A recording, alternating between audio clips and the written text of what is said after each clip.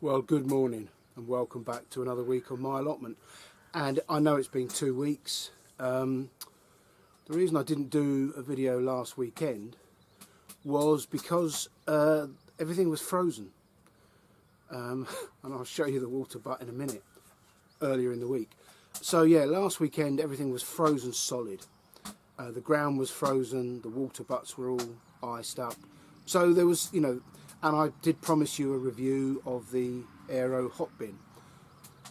And of course that was all frozen as well. So yeah, I decided not to do it. And of course the frozen weather gave way to the heavy rains we've had this week, and parts of South Wales are underwater. Thankfully not this plot.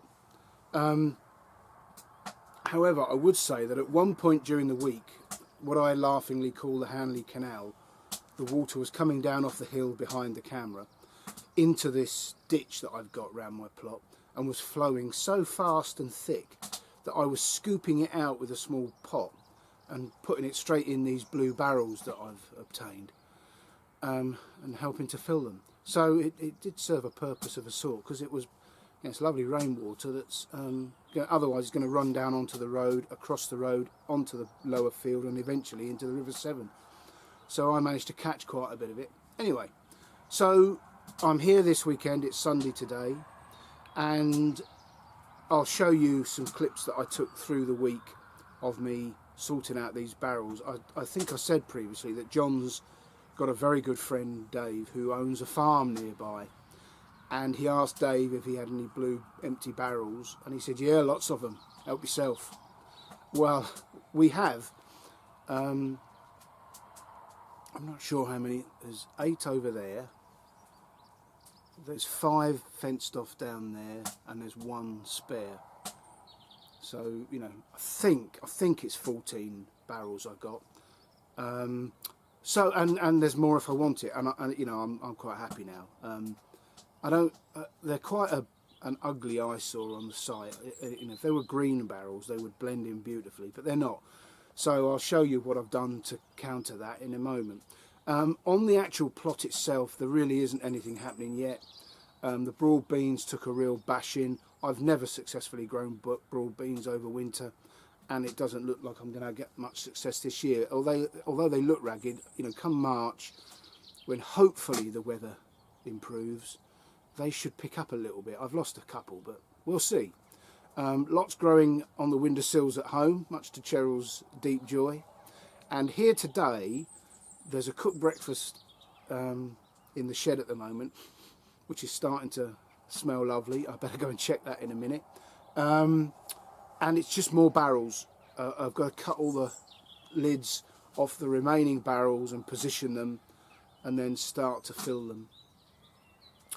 Most of them are filling off this shed, which involves no effort on my part, but the ones down the bottom there, I have got to fill from these here, or from the water butt, which is sort of counterproductive, because it's still involving carrying water. But I'm hoping, Cheryl, not that she watches these, I'd like a Bosch submersible garden pump for my birthday in May. I've spied it on, on the internet, and then I will be able to pump the water without any physical effort and distribute it around the site as I need to. So that's what's going on today. I've got a little bit of niff-naff and trivia from my past involving Norway, a beautiful country that I love, haven't been to for years, or decades, but featured very heavily in my younger life. But I'm going to go and check on that breakfast. I think what I should do first is fulfill my promise to show you the Aero Hot Bin. I've had the Aero Hot Bin, well, over 3 months now, and it says it can turn garden waste into compost in 3 months, so we'll find out. Also, it's got a sump with a drain off hose for liquid fertiliser that it's supposed to generate. So let's have a look at both, if I've produced any friable, usable compost, and then what I'll do first is the hose and see if any liquid comes out, which I'm a little sceptical about, but I haven't touched it in 3 months, so let's see.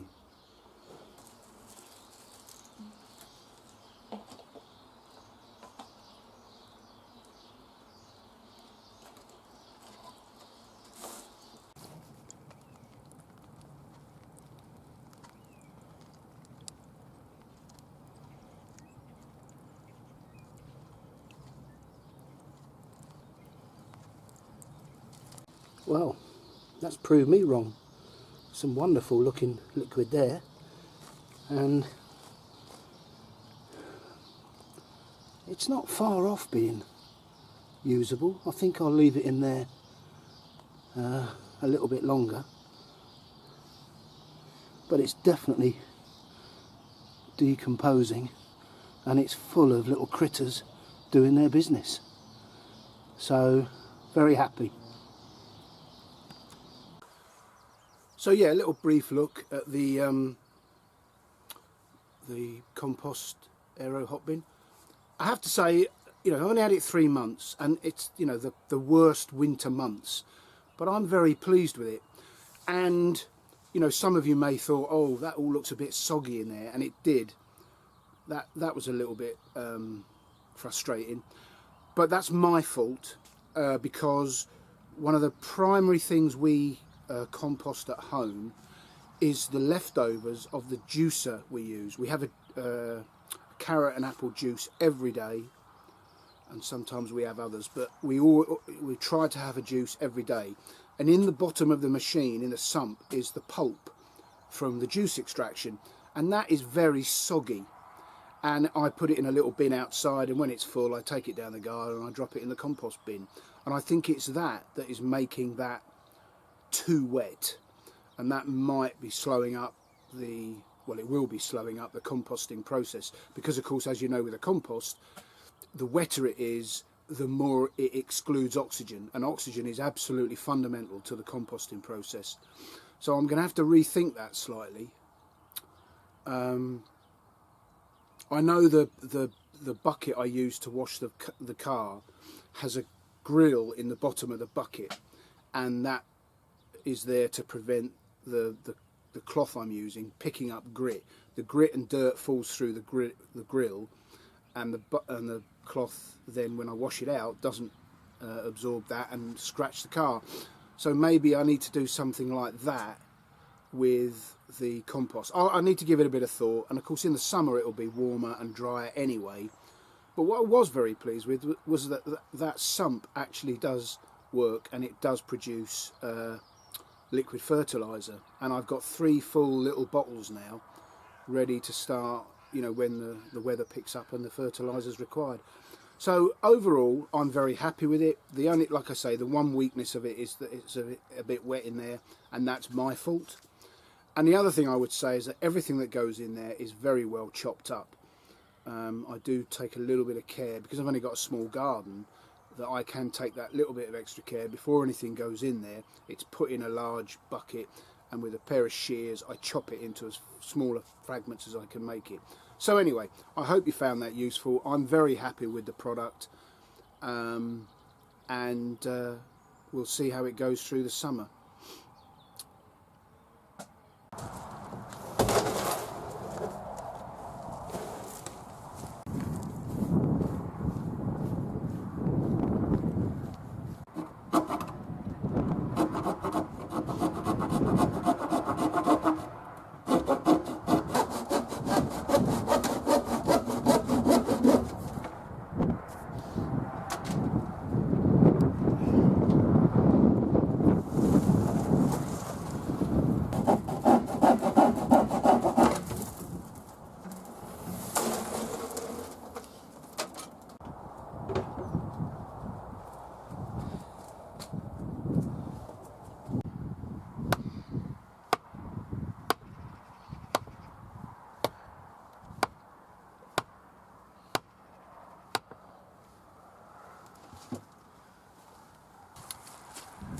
Well, I'm now busy moving water into my water butts.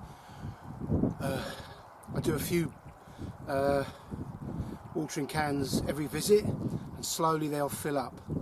But to get the water out of the water trough, I had to break this ice. Now, I know everything's relative, and of course, you know, if you live in the US of A, or Canada, this is not anything unusual. But here in the UK, I mean, what is that? It's about 2+ inches thick. I've never had to break ice off the trough before. I had to use a rock, and I bounced and bounced and threw the rock from height with all my force, and eventually this cracked, which shows the strength of icicles. But yeah, remarkable. I know when we used to go to Norway with the Commando Brigade, I went on snow and ice driving courses where we used to take the biggest trucks we had out onto the frozen lakes. Incredible fun. But of course those lorries were driving on frozen water on ice. So I know everything's relative. I mean, I can remember them using those ice augers to go down through the ice to test it before we took the vehicles out, and it was the ice was over 1 metre thick, if not more. So everything's relative. But yeah, I thought that was interesting. I mean, it's still bitterly cold today, but it's raining rather than snowing. Yeah. And now my hands are, look at the colour of them. My hands are now frozen. I'm going back in the shed. Warm my poor old fingers up.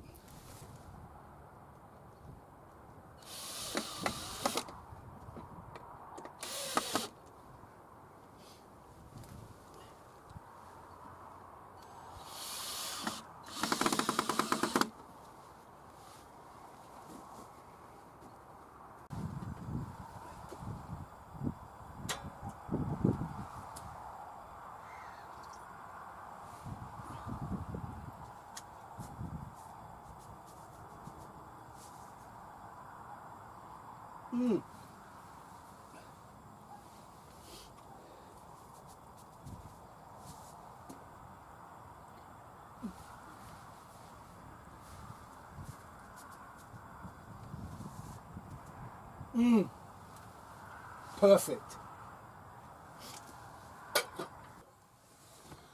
Well, again, as there's not a lot going on the plot, I thought I'd fill in with a few little ditties from my past, and this time it's a couple of stories from Norway. I passed the commando course while the Falklands War was being fought in 1982, and so I was in 3 Commando Brigade, and 3 Commando Brigade's area of responsibility is the North Scandinavian section, and so they have to be Arctic warfare trained, and of course, as history tells us, fighting in extreme cold, it's not the enemy you've got to worry about but cold injuries, and so the Royal Marines have that area of responsibility. They're highly disciplined troops. As with all the very best troops, they concentrate on doing the simple things well. And the Arctic Warfare course was a fantastic enlightenment to me. So my first Norway tour, and you go out over Christmas, New Year and January, was the winter, January to March, April of 1983, straight after the Falklands War. And Norway, as with most Scandinavian countries, had a bit of a socialist theme running through its society, and they were quite anti the British military coming out to train, which was not the general feeling of the population. We were very well received, we were made to be very welcome. The Norwegians are an incredibly friendly nation, and so it was a good experience. But there is no doubt that there were efforts made by certain sections of society to alienate the public against us. And there were all sorts of stories before we got there, and we were briefed on this to expect some hostility and to be very careful and guarded in how we behaved with the local population. And just so happened, we went to a place called Donbass. I think the Norwegians pronounce that A with those little, I don't know, umlautons or something over the top. So they might say Donbass, but to us Brits it was Donbass. Lovely little town, not very big. And our camp, it wasn't a camp, we were given a part of a hotel that had these outside chalets. That sounds a bit posh, they weren't. But it bordered a school, a primary school. and we were briefed in no uncertain terms to stay very clear of the children. I can remember they'd been told things like that the British soldiers ate their defeated enemy in the Falklands. You know, it's ridiculous things they were told, you know, but we were briefed to stay away. Now, I know from having a 30-year career in the military that children are attracted to soldiers. They find all that kind of thing very exciting. Soldiers have lots of big machinery, as we did. We had combat engineer tractors, which are basically tanks that without the gun barrel they had a bulldozer blade on. As the name suggests, combat engineer tractor for digging defences and so on. And all that kind of stuff is fascinating to children, as are soldiers. So it was a very tentative beginning with mostly it was our REME, the mechanics working on the vehicle park, fixing vehicles, and the children would walk past them going to school. And in the first couple of weeks there was a sort of an uneasy tension of the soldiers wanting to be lovely and polite and fun with the kids, and the children very soon started to throw snowballs at these unfortunate REME mechanics stuck under the vehicles, but the soldiers didn't throw them back. Anyway, the reason I'm telling you this long rambling story is that eventually a few children plucked up the courage to approach one of the REME fitters under the vehicles. And, you know, a fitter, I was a plant fitter, and there were machine fitters, and there were all sorts of different fitters. I suppose nowadays we call them mechanics, but in the day they were called fitters. And this REME guy was lying under this vehicle on his back working, and these children approached. And again, with Scandinavian kids, they're incredibly good at speaking English. So these children were 7, 8 years old, and they could speak reasonably good English, and they wanted to practice. So they approached this soldier, the first contact one of our guys had with this school, and they managed, you know, they said, "What is your name?" And he told them the name, and he asked them, and it was all very polite. And then they said, "What is your job?" And he said, "I am a fitter." And with that, they screamed and ran off. Turns out, unfortunately, that fitter in Norwegian, I think it's F-I-T-A, is an extremely rude word. And I'm not going to say it here because this is a polite allotment. Well, it is when the camera's rolling. Yeah, so it was a very unfortunate clash of two languages. And from going from the position of stay away from them, you know, let the children go about their business and we'll keep ourselves to ourselves, the officers in the squadron then had to mount a bit of a hearts and minds campaign and went over and apologised, and the unfortunate language situation was explained, and everything was great. And I think I went 4 or 5 years in a row. We went every January to March, April, depending on how, you know, anyway, it doesn't matter. And it was nothing but a very good experience, and we became an integral part of that town, doing all sorts of good works with the locals, doing ski races with them, all sorts of things that went on. And our mechanics would help the locals with their cars if they could, and all sorts of different things, and it all became very good. But just that first initial, and you know, you can look it up online if you want to know what the rude word is, but it is about as rude as it gets. And it was just a very unfortunate beginning to a lovely relationship over the next few years. I have no idea if, you know, Donbass is still used by 3 Commander Brigade. I just don't know, but it was a wonderful part of my early career. And that brings me on to the next bit. One day there's a lovely cafe in Donbass. It's got a huge car park. Because it's on a major route across Norway, it tends to be a truck stop. And every Saturday morning we'd have a ski race, and then we'd go over and we'd have one of their horrible little, you know, these, I don't like them, but we used to drink them because there was nothing else to drink. Their coffees. Anyway, one day we were sat in this huge cafe and we heard this almighty bang crash wallop. One of our BV-206s, the cross-country over snow vehicles, there's a high road that comes around the back of Donbass and drops down in one of these high mountain roads, and there's a sharp U-bend on it as it diagonally cuts down to the town. And one of these over snow vehicles with blokes in the back and the driver and the co-driver in the front section had gone over the barrier. The snow had formed a ramp and it had slid sideways and was tumbling down this. It wasn't a cliff, but it was a very steep hillside with very small trees. And this BV crashed down the side of this hill and we could hear it tumbling. And it took so long to reach the bottom to the car park that by the time it had reached the bottom, we were out of the cafe and running towards it, expecting to find dead bodies. Luckily, most of the guys in the back, I think there's about 6 or 8 guys, had been thrown clear. And actually one of them was hung in a tree like you see in the cartoons. And because the trees were fairly small, the trees had given way rather than killing fellas. So actually, you know, to allay any fears, the story is that the only guy who got any injuries was the driver. And as we ran towards it, it was just finishing, there was a big cloud of snow dust, and it sort of dropped, and this very slow motion drop onto the hard surface of the car park, albeit it's covered in snow.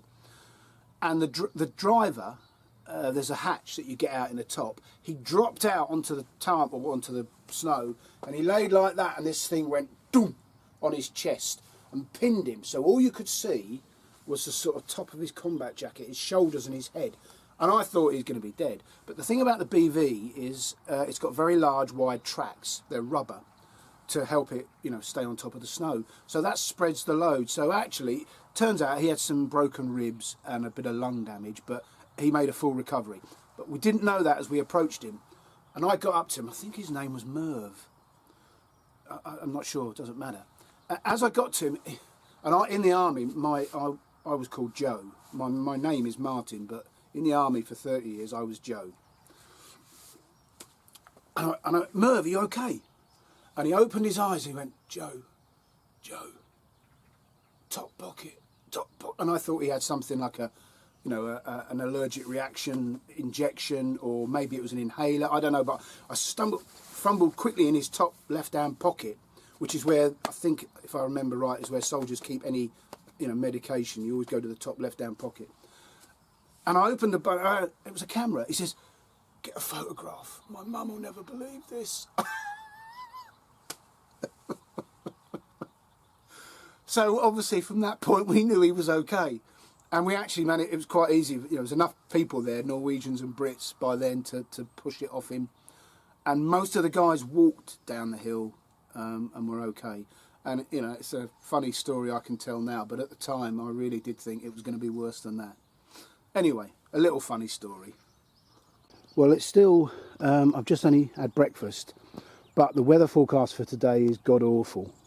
So I thought I'd do my walk about the site before the weather gets too bad, and I can't do it. So down at this bottom end, you can see that the rhubarb is, making its first tentative steps up out the ground. Looking good at the moment. Nothing else going on here really. I saw that sign on the side of a road in the grass verge doing nothing. Obviously been abandoned by some previous works, and I thought, you never see men doing that in roadworks anymore. If you see anybody working in roadworks at all, they're inside a machine. So I thought, I know where that'd be better suited. What else down here? Well, you can see there's 5 barrels there, and because the blue doesn't please my eye, I've encased them just to sort of take the sting out of the colour. I know it sounds a bit daft, but that's just the way I am. So there's 3 of those have still got to have their lids cut off and be filled with water, so that's what I shall be doing today. Now, the water barrels at the top end of my plot there on the left hand side of the shed, there are now 8 barrels, almost all full of water, off one side of that shed. So that's the water I take no effort to get. That's all done automatically through guttering. And these barrels I'm stood next to now, these 5, they've got to be filled from those unless I go down to the water trough, which I'm doing at the moment. But what I'd like to be able to do is fill them from these ones here, from those up there. And the Bosch submersible pump that I'm going to get later in the year will lift the water 25 metres, which doesn't quite get here. So I have a spare barrel which I'm going to use as a halfway point. I shall pump the water to that barrel halfway down the plot, and then I shall pump it onto here, which is a bit of faffing about, but it doesn't involve the physical lifting of water from across the other side of the site at the water trough. That's the plan. Anyway, you can see there's not a lot, there's no colour on the site at the moment. The daffs are just about to come out, but there's certainly nothing in the ground other than the garlic from last year and the broad beans that have overwintered. However, you know, I've been busy on this site, a lot to do with the water and pallets, so fairly happy with the way it's going, and I will show you what I mean with the barrels. What the pallets I'm filling in. You can see I've got one pallet left to screw those battens on, so they become a solid face, and then I'm going to stain those green. Went to B&Q yesterday and got the stain, so these barrels virtually disappear.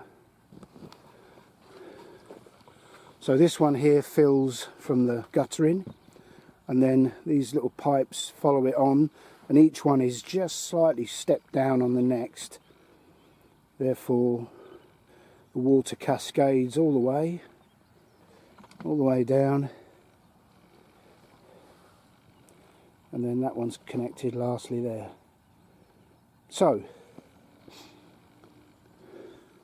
that's what's kept me busy. I need to work out how many gallons all that is, I'm not sure, but even if it only prevents me going down to the water trough for the first 2 months of the summer, I should be happy. Anything that means less physical work. My third and final tale about Norway, and it's not one I'm proud of, involved the CSE show. And I mentioned Jim Davidson in a previous one. CSE is the Combined Services Entertainment, which is a wonderful thing, and these people give up their time. I mean, I'm sure they're paid, but they go all over the world wherever there's British troops, and a CSE show came to Norway. Well, we had this outbuilding that served as a cookhouse, and in the cellar we kept all our stores and Arctic equipment, and our armoury was in there, and there was a little bar. It wasn't much, but the guys painted it and they spent their evenings getting it neat and tidy. And I think you could buy alcohol at the weekends, but I don't think you could buy it in the week. And of course most of the week we were out, you know, out in the countryside on manoeuvres and doing the Arctic warfare training. But this CSE show came along and it was absolutely bloody awful. The compere came out and he was the comedian, and his jokes were the sort of jokes that you'd tell at an old people's home. They were very polite, and they just misjudged the audience. I don't know how it got through the vetting process, but soldiers can be a harsh audience, and unfortunately, you know, 5'9" Independent Commando Squadron Royal Engineers was about as bad as it gets. And you know, this poor bloke got booed off stage, and they had something thrown at him, I think. Anyway, it was all a bit unpleasant, and of course I was, you know, no excuses. I'm not excusing myself from this, but I was just a very young soldier. There were some really old hands there.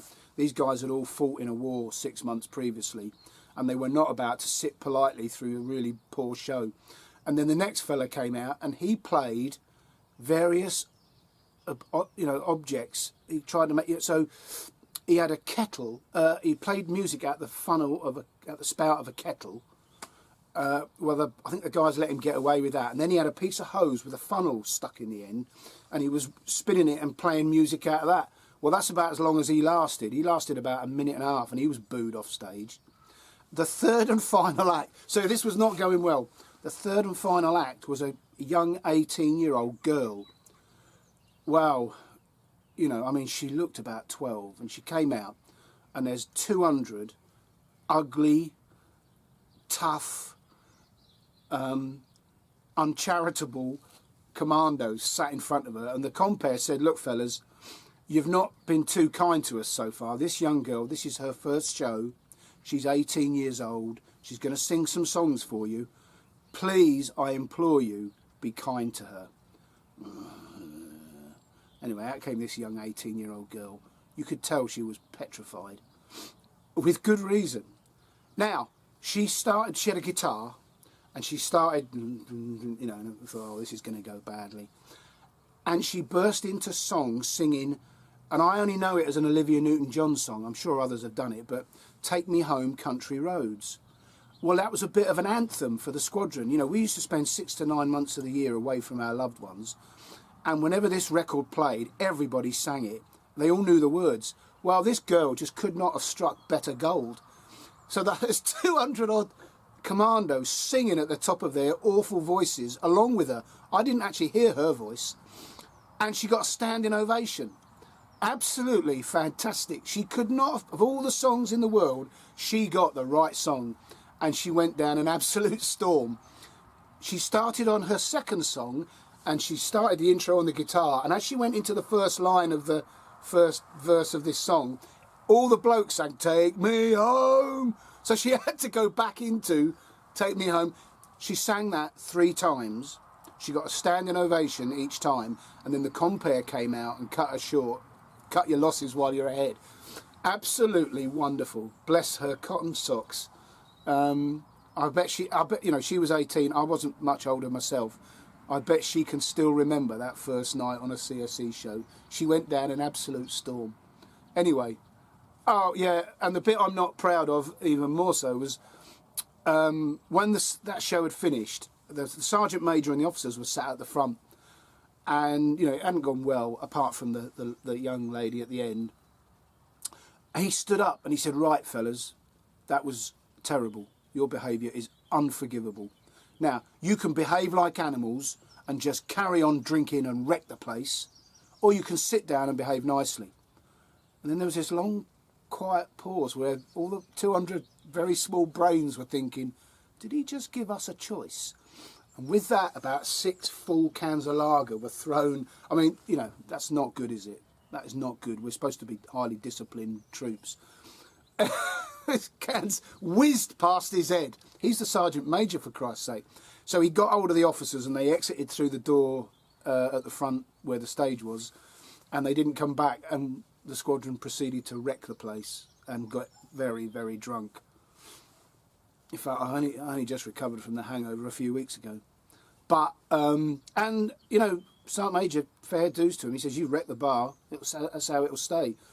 And it had to be renovated again.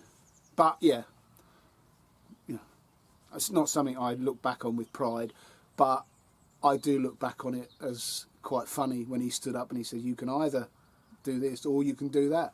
Oh, thank you very much. Well, it's pretty obvious, really, but this water is draining off of my plot and my neighbours, going around and off down. So all I've done is I've dug a small sump. It only goes down about a foot, but the water collects here before it moves off. So I can scoop it out, and the water butts are just there. So I'm not wasting any water. So I'm going to carry the water any great distance other than about 15 feet. Obvious, really.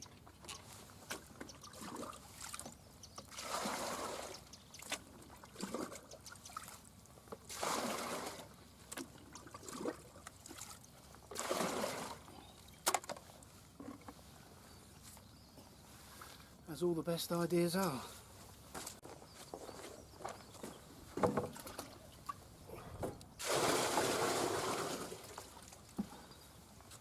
I'll fill these in no time. Well, that's it for another week. Very happy with my day. I've tied my broad beans up just to get them up off the ground. Hopefully the slugs won't get near them now. And actually they're not too bad. I think I've lost one plant, and I'm hoping the rest will pick up as we move into the warmer, hopefully drier weather. That sump idea in the drainage ditch was an absolute peach, and I've now, just by leaving it 10 minutes to drain in and fill, and then I come and scoop it out and put it in the barrels, I've now filled all those 5 barrels, and I haven't had to go down to the water trough today. So, yeah, a good day. I suppose looking into the next couple of weeks, I may start to bring some of the stuff down from home, the leeks that are in a pot, and I've got some broad beans that are now, I don't know, three inches out the ground, only 6 of them in pots, so, but I might bring them down and put them out. They're fairly hardy, I think. So yeah, I feel I'm totally ready now. I've got a total of, I think I counted 18 different water butts of various sizes, obviously most of them being the blue barrels, and every single one of them is full almost to the brim. And we'll see, I'll report through the summer or the spring on how well that water lasts and whether the summer produces enough rain to fill the ones off the roof. We shall see. As I'm working, I'm thinking over in my mind, and I'm thinking if I had one more blue barrel, I could cut it in half, so I've just got a half a barrel, and then sink it in as a proper water retaining trough, if you like, in that ditch. Drill 2 holes, one for in and one for out, and then the water would collect there. I mean, it doesn't run at all in the summer, but certainly through the winter that would make scooping the water out a lot easier, and I think I'd get a lot less sediment in it. Anyway, it's just me daydreaming, but thank you very much for joining me. Thanks for watching through to the end. If you haven't subscribed or hit the thumbs up, then please consider it. And all being well, actually I don't think I'll be here next weekend, I'm not sure, but I made a real fundamental error. I needed some of that cuprinol forest green paint to stain this catchment around the water barrels, and so Cheryl came with me to B&Q yesterday, and while we were in there getting my cuprinol, she dragged me down to the wallpaper section, and we ended up walking out with a load of wallpaper for our bedroom, which I've now been told I'm doing next weekend. So that'll teach me to take Cheryl to B&Q, won't it? So I may not be here next weekend. If I'm not, then I shall see you in a fortnight. Look after yourselves, and I will see you whenever I can post next. Bye for now.